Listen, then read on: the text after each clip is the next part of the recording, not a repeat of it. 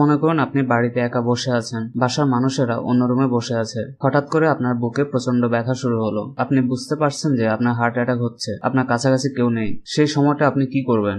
সাধারণত heart attack হওয়ার ফলে অধিকাংশ সময় মানুষ মারা যায়, কারণ তারা একা থাকেন। অন্য কারো সাহায্য ছাড়া তাদের বুকের উপর পাম্প করে হৃদযন্ত্রে রক্ত সঞ্চালন সম্ভব হয় না, এবং ব্যথা শুরু হওয়ার পরে অজ্ঞান হয়ে যাওয়ার আগ পর্যন্ত সাধারণত তাদের হাতে 10 সেকেন্ড পর্যন্ত সময় থাকে।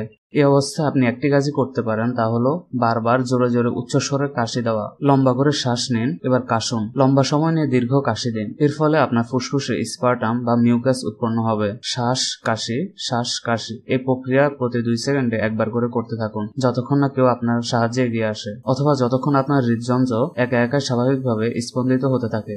লম্বা করে শ্বাস নেওয়ার ফলে আপনি পর্যাপ্ত পরিমাণ অক্সিজেন নিচ্ছেন, আর কাশির ফলে আপনার হৃদযন্ত্র সংকোচন প্রসারণ হয়, যার ফলে আপনার হৃৎপিণ্ডের ভেতর দিয়ে রক্ত সঞ্চালন প্রক্রিয়া অব্যাহত থাকে, এবং কয়েকবার কাশির ফলে উৎপন্ন সংকোচন প্রসারণে হৃদযন্ত্রের স্বাভাবিক স্বয়ংক্রিয় স্পন্দনে ফিরে আসার কথা। এরপর অপর কোনো ব্যক্তির সাহায্যে আপনি হাসপাতাল পর্যন্ত যেতে পারবেন। তাই এরকম বিপদের সময় আপনার প্রথম কাজটি হচ্ছে শ্বাস কাশি, শ্বাস কাশি। এই প্রক্রিয়া যতক্ষণ পারেন চালিয়ে যান।